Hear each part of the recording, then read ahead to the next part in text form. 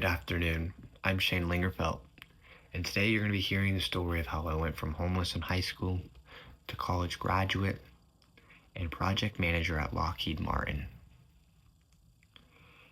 Your time here in class, at a desk, waiting for the bell to ring, waiting for this meeting to be over, waiting for the next step.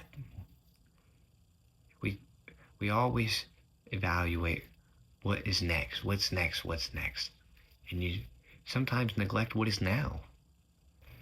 And in your position, you'll learn to see that. Over time, you'll think of memories how you wish you could just go back.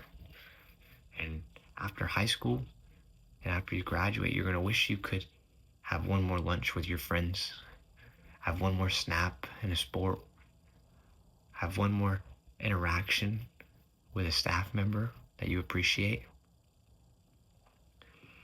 The thing about high school and the thing about being young is forming our identities. And inside is the only thing that doesn't change. Your hair's going to change. You'll get acne. You'll get facial hair. You'll get taller. You'll gain weight. Things change about you on the outside. So what really matters is what's on the inside. And finding your purpose is the most important thing you can do. What drives you each day? Why do you get up and snooze your alarm? Why do you make your bed and brush your teeth? Why do we do all these meticulous things each and every day?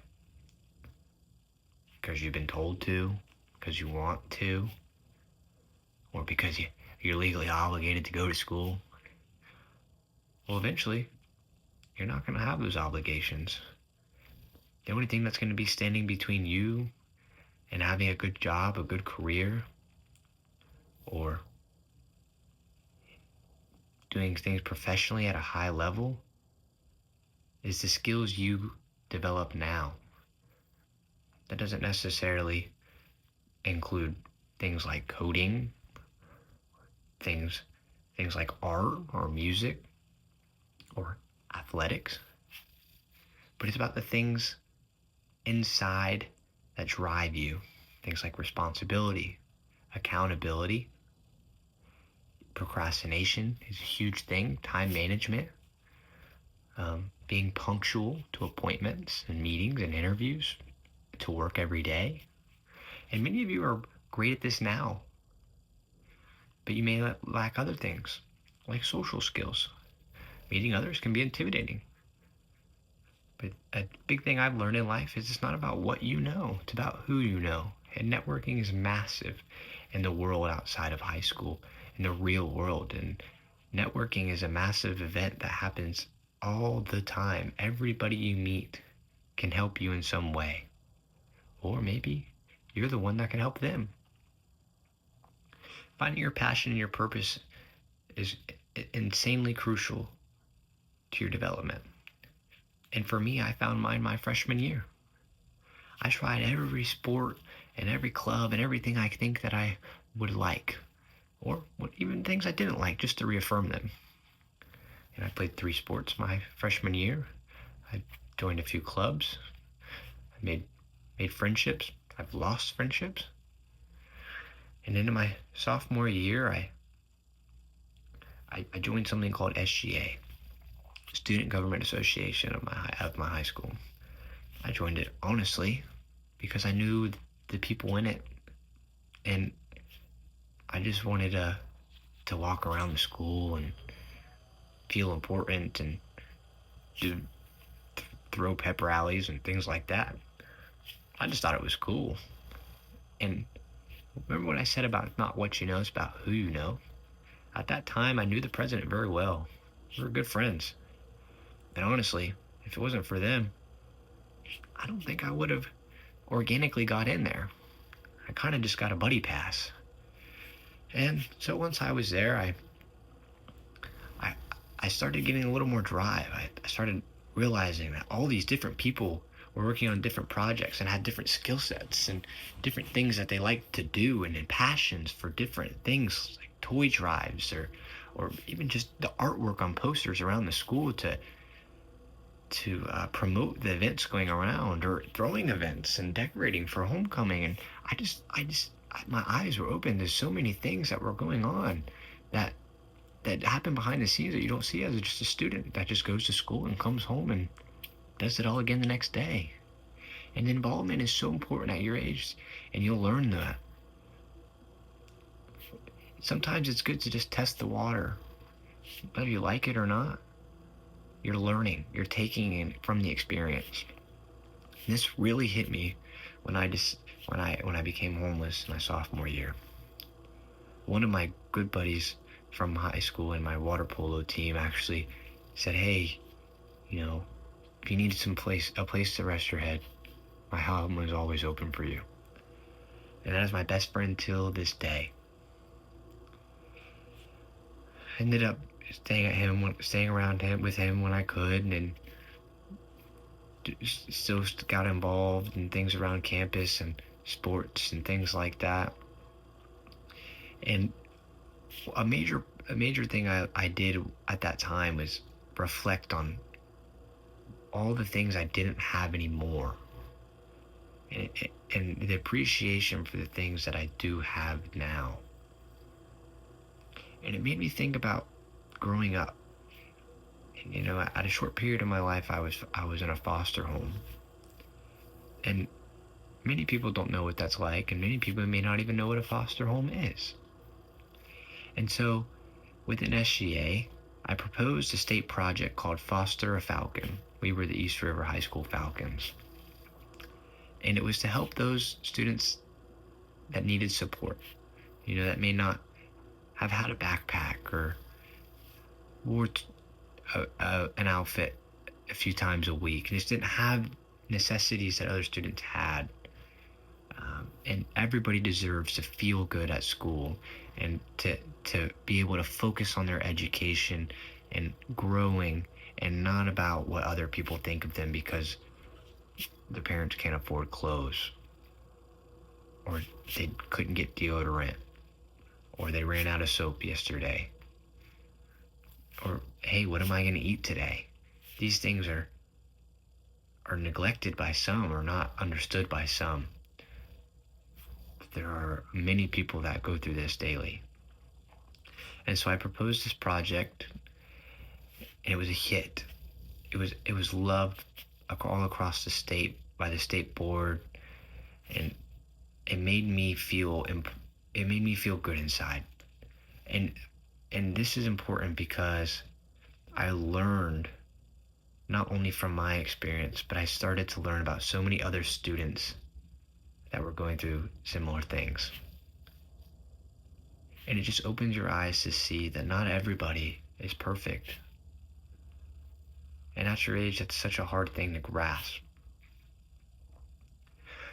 But my major point in this is I noticed as we were doing this project, I learned how to delegate tasks. I used to want to just control everything and do it all myself because I wanted to be perfect. But in reality, I started to learn that I wasn't as good as drawing as I thought. My handwriting didn't look good on posters, or I didn't really know how to put into words what I was trying to say. And when you start working with many people, I started to see their skill sets, and I started to see their passions. And that's when I realized my purpose was to help lead and organize and innovate on people's skill set. And through my passion for things like engineering or innovation, problem solving, and team collaboration, it got me to where I am today as a project manager for aerospace engineering at Lockheed Martin. My Clifton strengths have taught me something I wasn't sure about before. It was a good reflection on some things that I had already knew, but it was just that affirming factor. Things like strategic thinking and individualization and responsibility helped shape my path. And once I got out of high school and I was out in the world and I had to figure things out, what was I going to do? Well, I had to fall back on what I felt like inside, or what I knew inside. My moral compass is what you could commonly hear. I always strived on doing things the honest way, the right way. And some things that I learned from my time in high school and my time involved in clubs and sports and being around so many different people doing so many different things is that you may feel so small, but you have such a large impact. And it's up to you on whether or not you allow that to happen. Luckily for me, I thought college was out of the question. Maybe I could work full time and scrummage up some money and do a few classes a semester. Luckily, our government has a wonderful system, and FAFSA allowed for me to have my funds be completely taken care of for school. So I was able to go all out throughout Valencia College and get my AA and for aerospace engineering and engineering programs, and then I was able to get my AS for business management. And I was able to get both of these degrees because of things set up by other people, such as the McKinney-Vento program, which allowed for me to be excluded from college tuition due to my circumstances. So I was not only working multiple jobs and 40 hours a week, sometimes 60, and going to school online in order to meet my standards for things for bills and financial situation, but having the tuition cost lifted off my shoulders was huge. And that allowed for me to use my funds sparingly on things like car insurance, which blew my mind how expensive it was, or car repairs, groceries, hotels for the week from when I had to have a place to stay. All of these programs, such as FAFSA and McKinney-Vento, allowed for me to go all throughout Valencia and UCF tuition free. And it was amazing for me, and it gave me the opportunity to stand here today. Once I graduated from Valencia, I transferred over from Valencia with my AA and my AS. I transferred over to UCF and specialized in aerospace engineering, specifically propulsion. And that's where I was able to meet many others and network with professors and other students who already had internship programs with Lockheed, and taught me many of the different paths I could go on in order to get into Lockheed Martin. So from there, my junior year at UCF, I was able to enroll into an internship program and use my skill sets that I learned from working at a construction company while I was at Valencia. So when I was at this construction company, for a year, I was just out there in the field shoveling and carrying equipment and making sure that the operators had the resources they needed. So from this, I learned the experience of what happens and what goes on in the field. And then after about a year, I was privileged with the opportunity to then work in the office and start learning things about project management and accounting. And it's so meticulous in all the little things, and becoming a notary and to be able to sign documents and getting certifications for OSHA. From there, I learned many skills such as time management and resource management. The inventory and things like that were so crucial for a day-to-day task. And it's not only you that's relied on for this information. You have to work with a large crew of members, a large crew member, and then even staff. And it's not just you that's affected by consequences. If you make a mistake, it hurts 4 or 5 people and the business.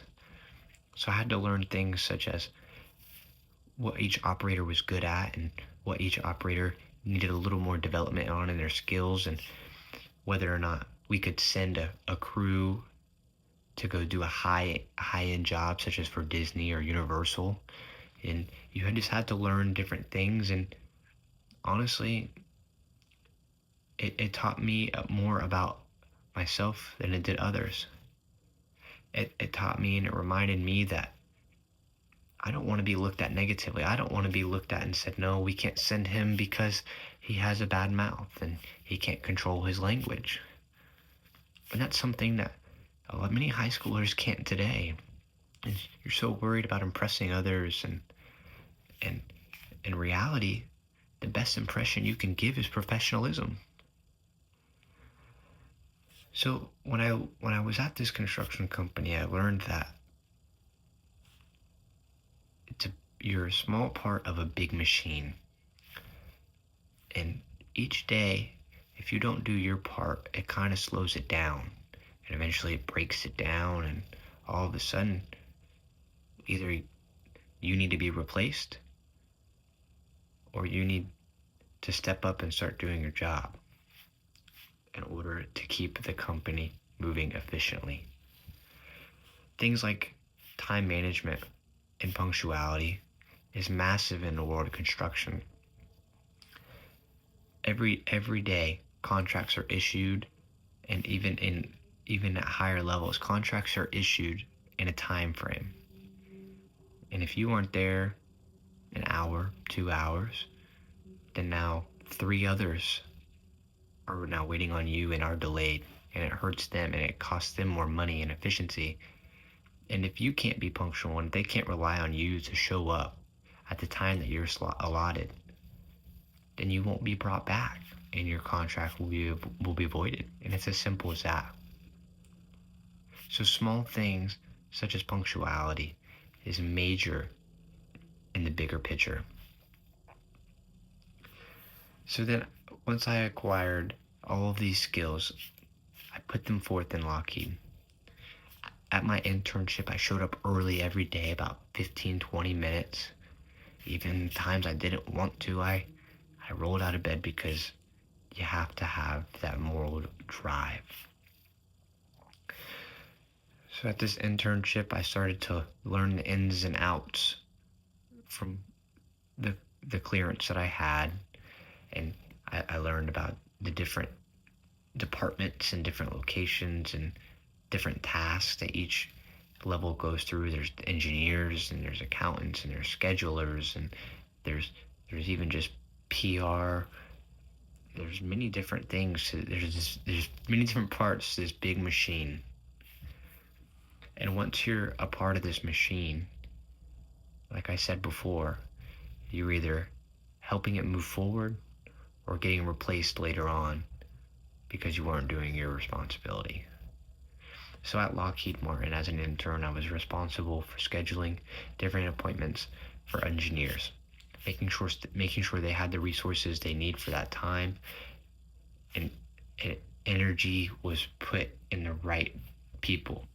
So when I met with these engineers and I received their slips on things that they needed, what day, when times they were available to have others meet with them, I started to learn that, hey, why couldn't they just talk to one another? Why do they need me? And it brought me back to it when I was in high school, is you can't get everybody's voice heard by everybody. So sometimes there has to be a liaison, somebody who is in the middle.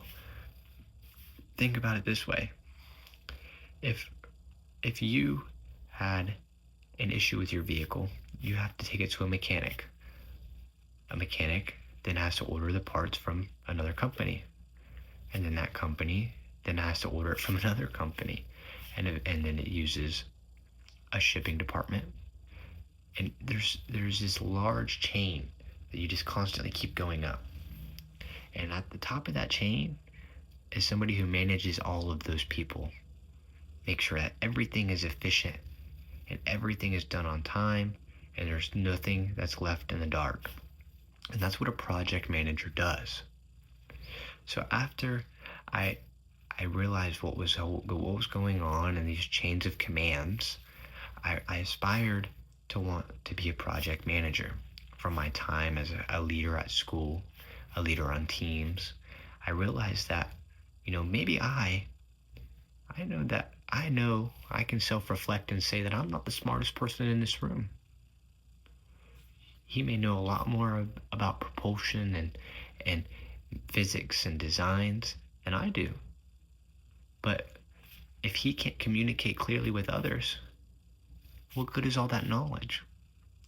So for me, I aspired to become a project manager in order to serve them and serve those engineers who weren't able to close the gap. And that's what my job was to do. I was able to take all of these different skill sets, all of these people with vast amounts of knowledge who just struggled with the final part of maybe getting things done on time or communicating with those around them. And my purpose was to keep those people performing at the highest level possible that they were able to, while also helping and ensuring the company and the contract deadlines and everything was met. And all of this falls down the line to simple tasks of being punctual, time management, communication, and it all seems so small, but it follows you all throughout life. Whenever I'm leading cross-functional teams, I have to manage budgets, timelines, connect people with different departments such as technical and inventory management, and we have to complete these. All of these departments have to complete these tasks at the same deadline. So some things I like to do is set our own personal deadlines. That way, if they're not met, we have a little bit of time to squeeze in and work overtime to get those deadlines that we were contracted to be done at in time. So when you're taught things like being punctual, things like time management, things like communication, things like professionalism, etiquette, public speaking, please, please, please store them somewhere deep inside of you, because at the end of the day, it's all about what drives you inside, not being pushed by the others around you. Find your purpose. Be great. Wake up and be the best version of you can be. If I can go from being homeless to being a first generation high school graduate, first generation college graduate, and secure a lovely position like Lockheed Martin and becoming a project manager, what's stopping you? Now, when you go back to class, I want you to think about all those little things that happen. Think about how your teacher is managing their time and giving out those lectures, and how when you're given tests and you have time limits and you have a certain amount of days to do assignments, I challenge you to apply just one skill a week. It takes 21 days to break or form a habit. Your life can change in just 21 days. I challenge you to wake up and be the best version of you can be. Thank you for coming. Thank you for your time, your patience, and your consideration and your boredom. But I hope you take away one thing from this, and eventually you can be in my shoes, leading those around you. Thank you.